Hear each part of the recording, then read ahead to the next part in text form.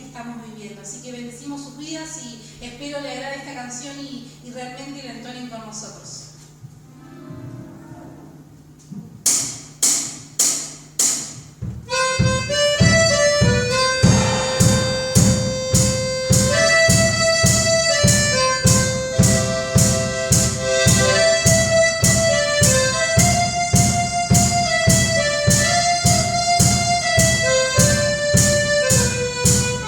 Somos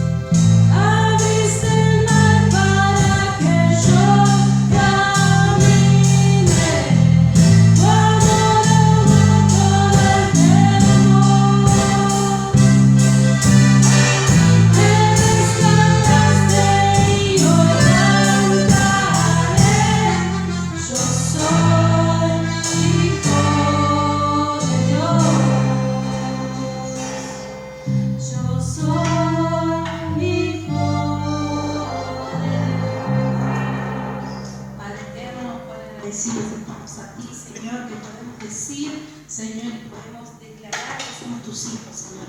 Gracias, papá, porque realmente sentimos que tu presencia siempre está con nosotros, Señor. Gracias porque nos acompañas, Señor. Dice que fuimos escogidos por ti y hoy pertenecemos, Señor, a tu sangre, dice la palabra. Señor, así que damos gracias a ti porque realmente tu misericordia, Señor, una vez más se ha renovado, una vez más se renueva para cada una de nosotros. En este día, Señor, en especial, Señor, te pedimos por aquellas personas que no te conocen, Señor, que les llegue tu palabra, Señor. También, Señor, te rogamos en misericordia por las familias de aquellas personas que han perdido sus familiares, Señor, en este tiempo de pandemia. Señor, bendecimos con paz y tranquilidad a esas personas, Jesús. A ti damos gracias, Señor, porque tu misericordia realmente ha sido renovada. Muy buenas tardes, hermanos queridos. Espero que estén bien, a pesar de esta lluvia. Por lo menos hoy viernes está lloviendo y hace frío. Más allá del día, estamos viviendo en un tiempo en que la incertidumbre, ¿no?, que hay y el encierro nos paraliza un poco. Pero bueno, hay que estar agradecidos porque tenemos vida, porque estamos acá. Yo ahora estoy en la iglesia predicando, eso es una bendición, es un gran privilegio, pero también es una gran responsabilidad para mí. Y bueno, lo tomo como tal, ¿no? Así que encerrados en sus casas, no pudiendo verles la cara, vamos a tomar un tiempo para estar con el Señor. Querido Padre, quiero agradecerte por este tiempo en el que tú me estás permitiendo dar el mensaje, dar tu mensaje, Señor, y sé que tú estarás me diste palabra a mí y estarás dándole palabra a los hermanos. Bendigo este día, bendigo, Señor, tu palabra, en el nombre de Jesús. Amén. La verdad me pone un poco nervioso no poder ver las caras, pero sé que bueno, ya algún día, y espero que no nos falte mucho, podamos estar juntos.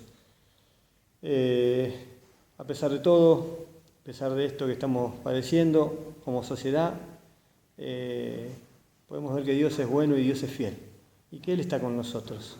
Él no nos abandonó ni nos va a abandonar, y menos ahora, en este tiempo difícil. Decía el Chapulín que no cunda en pánico, ¿no? Y bueno, hay una canción que cantaba yo cuando era un niño, ya hace rato, ya hace más de 40 años, que la cantaba sin saber muy bien lo que decía, pero como era pegadiza y la cantaban todos, yo seguía el ritmo y me aprendía la letra. Y decía algo así, disculpen un poco, quizá que estoy medio afónico y la entonación porque me cuesta, pero lo importante es el mensaje, ¿no?, que da esta canción y la letra. Dice: puedo confiar en el Señor, no me va a fallar. Puedo confiar en el Señor, no me va a fallar. Si el sol llegara a oscurecer, ya no brillar ya nunca más, igual confío en el Señor, no me va a fallar. Después dice: puedo descansar,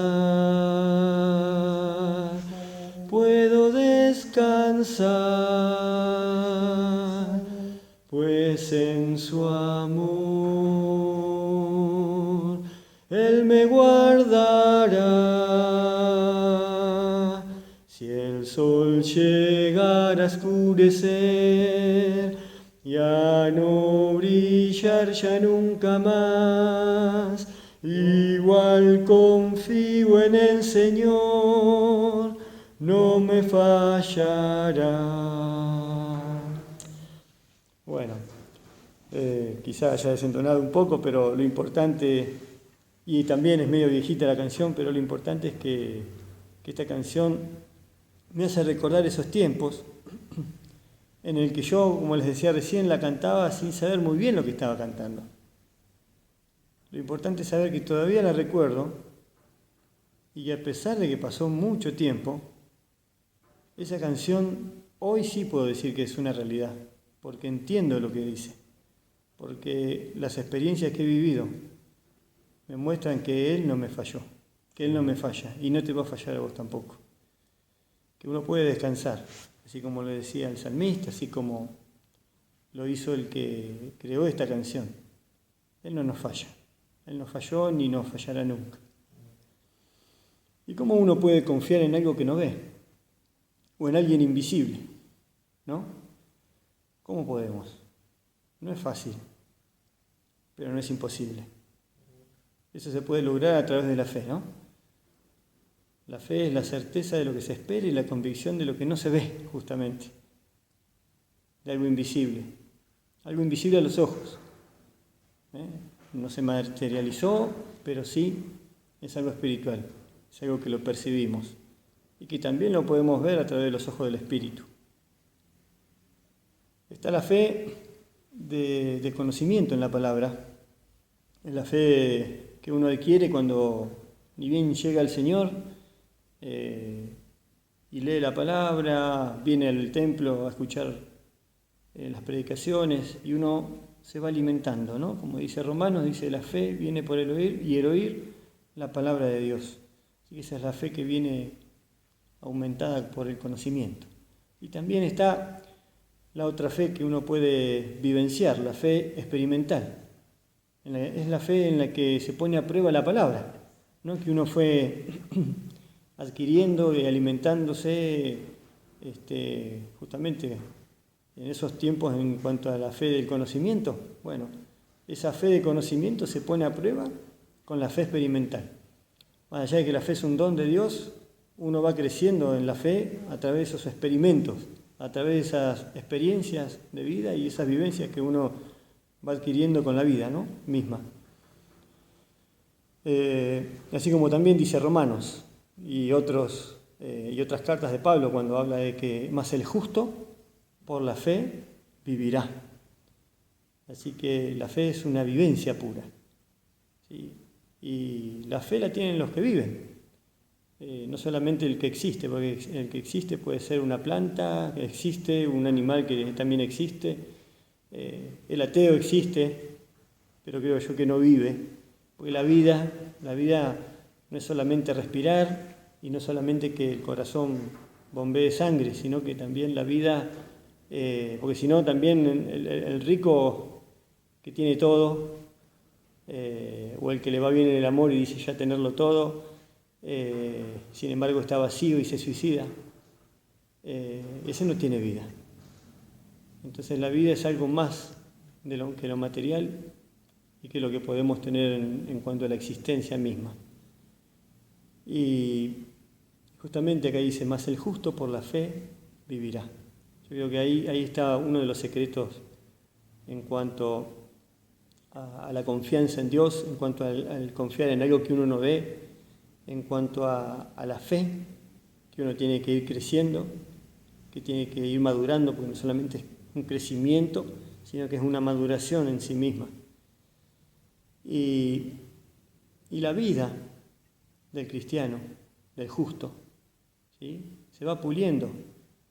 Y como me dice Juan, en el Evangelio de Juan, vamos a leer un poquito la palabra. Vieron ahí en Juan, en el capítulo 1, habla muy claramente de dónde viene esa vida que tiene que tener el justo.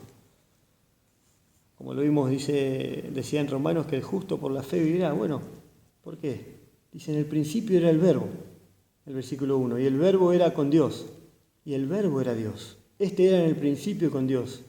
Todas las cosas por Él fueron hechas, y sin Él nada de lo que ha sido hecho fue hecho.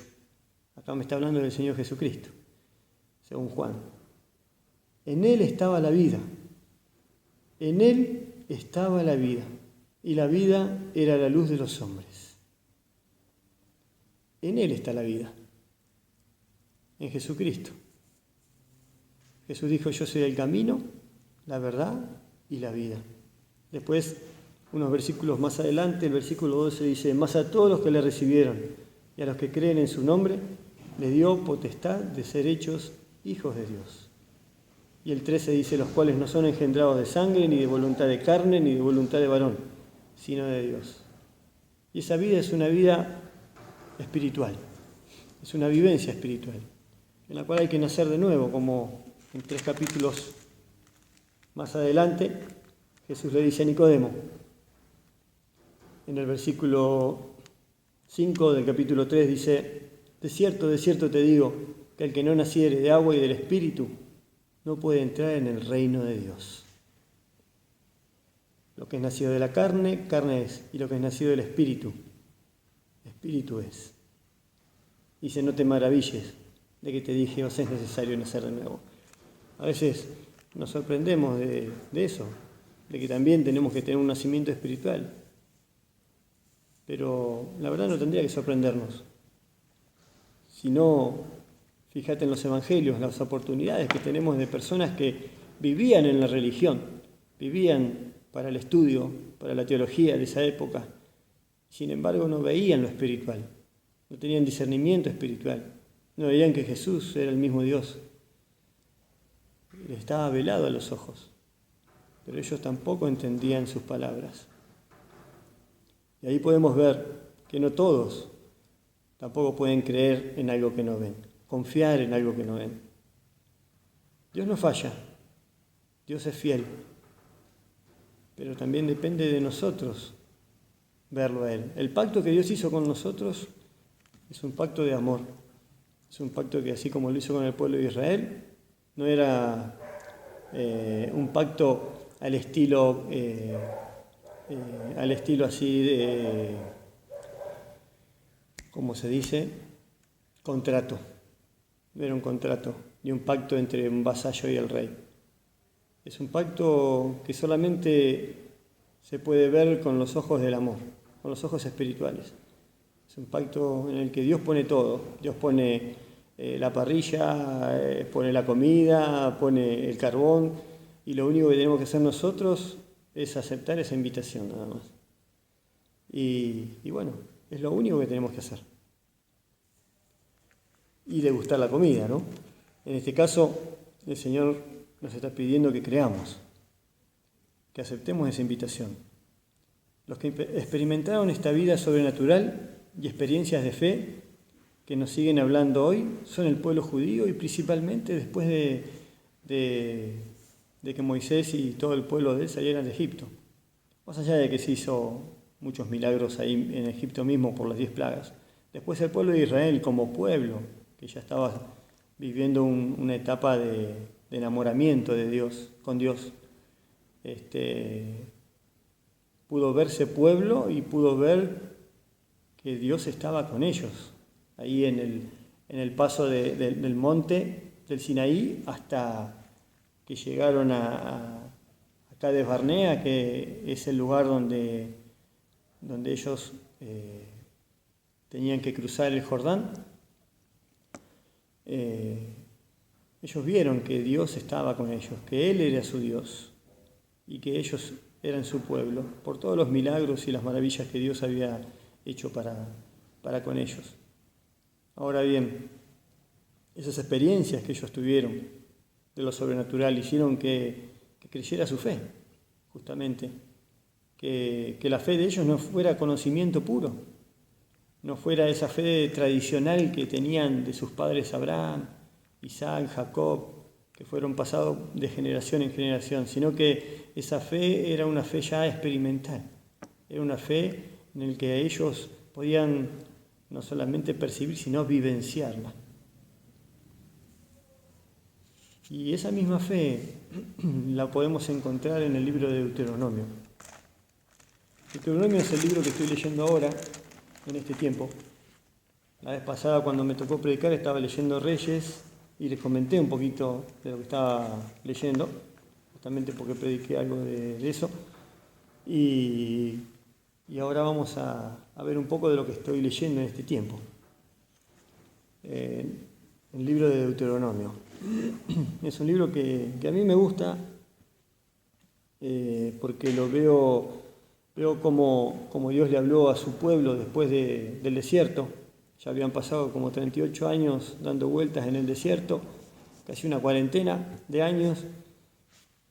Y bueno, ellos estuvieron viendo, como dije recién, los milagros del Señor, vieron su mano proveedora, protectora, les dio todo, sus vestidos, la ropa de ellos no se envejeció, no se rompía, les daba el alimento, les daba el agua, los protegía de enemigos, tenían el temor de los pueblos y de las aldeas por los cuales ellos pasaban.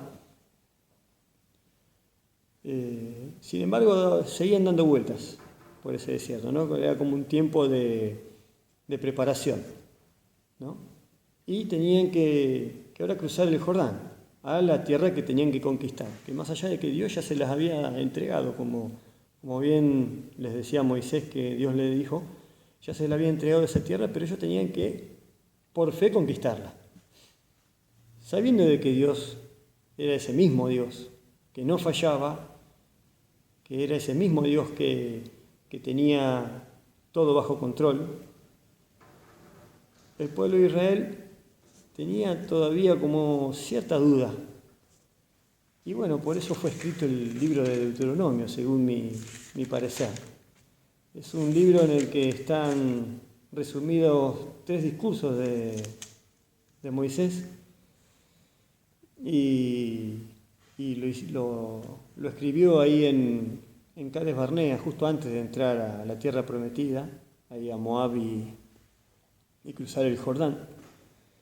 Este libro es muy interesante porque seguramente fue un libro en el que José y María se inspiraron y le leyeron a Jesús durante la infancia, así como cuando yo escuchaba a los hermanos cantando en la iglesia y recordé esa canción, ¿no? De que podemos confiar en el Señor y Él no nos va a fallar.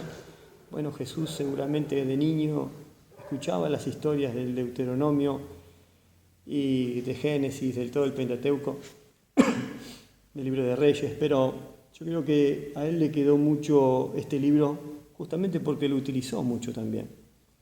En muchas ocasiones, por lo menos en las ocasiones en las que él tenía que rechazar al enemigo, lo rechazó y le hizo frente con 3 versículos sacados de acá de este libro.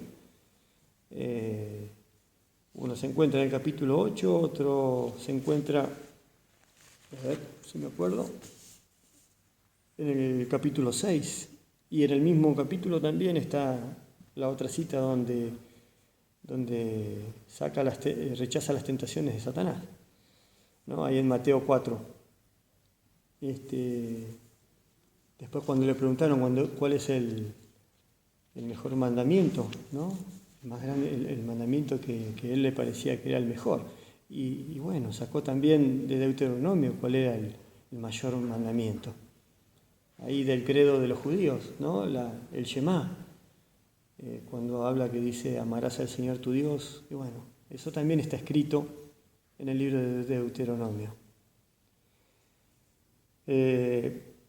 También acá en este libro nos da muchas leyes, ahora que está de moda la palabrita decreto, hay muchos decretos, estatutos que el Señor formuló para que el pueblo de Israel viva con fe, viva una vida en victoria, porque iba a tomar una tierra a conquistar, difícil, no solamente difícil de conquistar si ellos no tenían fe, sino que también era difícil después la convivencia allí con esos pueblos. Hubo pueblos que no habían sido aniquilados por los judíos, con los cuales tenían que convivir, y ahí era también difícil la convivencia, porque Dios no quería negociar, no quería que negocien con el pecado de ellos, con la idolatría, ni coquetear con esa gente. En este libro Moisés nos da la clave y estrategias también de la lucha espiritual para nuestra vida. Yo lo veo como un manual de la guerra. Y bueno, en ellos podemos encontrar que hay un principio que Dios quiso que el pueblo de Israel lo tenga bien claro, que es el principio de tener temor de Dios, ¿sí? El tener temor a Dios.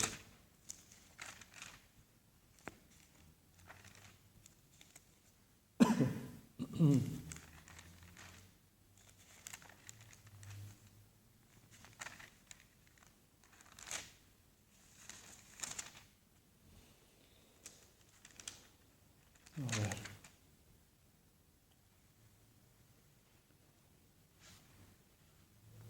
Dice en el capítulo 6,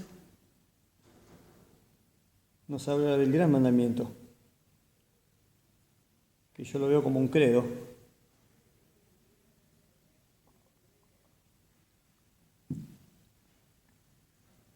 Y dice: estos pues son los mandamientos, estatutos y decretos que Jehová vuestro Dios mandó que os enseñase, para que los pongáis por obra en la tierra a la cual pasáis vosotros para tomarla, para que temas a Jehová tu Dios, ¿sí? Guardando todos sus estatutos y sus mandamientos que yo te mando, tú, tu hijo y el hijo de tu hijo, todos los días de tu vida, para que tus días sean prolongados. Este es un temor, no de terror, ¿sí? Como lo tenía el pueblo, que justamente un capítulo antes lo menciona, ese terror que tenía el pueblo de estar delante de Dios, porque cuando estaba delante de Dios escuchaba truenos, relámpagos, llovían piedras, era un espectáculo. Pero sin embargo el pueblo le tenía miedo a eso y quería que solamente Moisés vaya al monte y hable con Dios. Dios está hablando acá de otro tipo de temor, está hablando de ese temor de respeto a las cosas de Dios, de honrarlas, guardarlas, ponerlas por obra, ¿no? Hacerle caso a Dios. Ese es un temor que hoy en día se está perdiendo también. El pueblo de Israel, cuando perdió ese temor, esa actitud de obediencia hacia las cosas de Dios, le fue mal. No solamente le fue mal como nación, sino también en lo individual. Porque podemos ver que el gran libertador del pueblo de Israel, que fue Moisés, ni siquiera él pudo entrar a la tierra prometida por un error puntual que tuvo, de pegarle a la piedra que Dios, que Yahvé le dijo a Moisés que le hablara solamente, sencillamente, para que salga agua de ahí. Y él le pegó. Y ahí vemos cómo Dios nos quiere santos también, que obviamente no es una condición para que Él nos ame, porque Él nos ama como somos, pero sí es una condición para recibir las promesas de Él. Las promesas que se reciben en base a la bendición, a la obediencia que uno tiene que tenerle a Dios. Dice: porque tú eres pueblo santo. Mirá qué lindo lo que le dice Dios a su pueblo. En el versículo 6, capítulo 7. Porque tú eres pueblo santo para Jehová tu Dios. Jehová tu Dios te ha elegido para hacerle un pueblo especial, más que todos los pueblos que están sobre la tierra.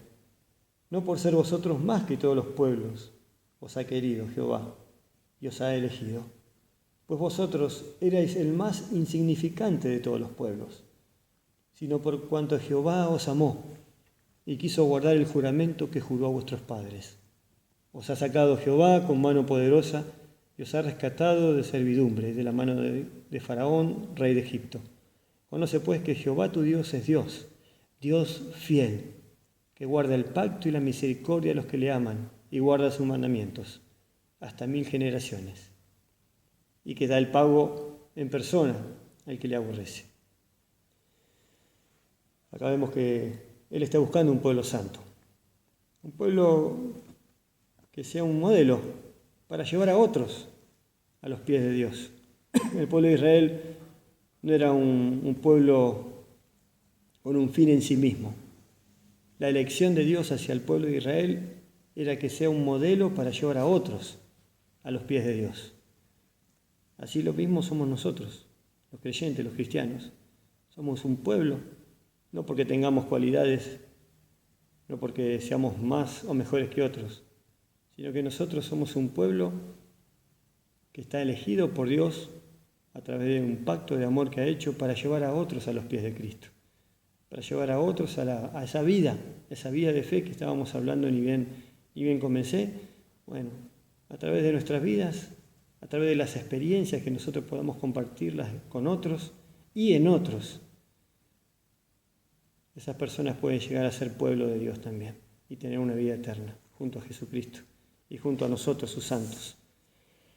El Señor me ha mostrado en este libro esa hermosa bendición, ¿no? Esa hermosa bendición de saber que es un privilegio ser parte de su pueblo, pero que también es por gracia. Es un pacto de amor, no por algo que hayamos hecho nosotros, no por algo que hayan hecho los judíos en ese momento, como dije recién, no por algo que hayan hecho ellos, ¿no? Os ha querido Dios, sino porque Él quiso guardar el juramento que le hizo a Abraham, por amor. Y en ese juramento también estaba prescrito ahí que Abraham iba a ser de bendición a todas las naciones. Y Dios sabía que iba a ser así. Nosotros somos parte de esa bendición. Nosotros los que no somos judíos, que también tenemos que saber que estamos llamados a ser de bendición. ¿Sí? Te haré bendición y serás de bendición, le dijo Abraham. Lo mismo nos dice a nosotros el Señor. Te haré de bendición, te bendeciré y serás de bendición.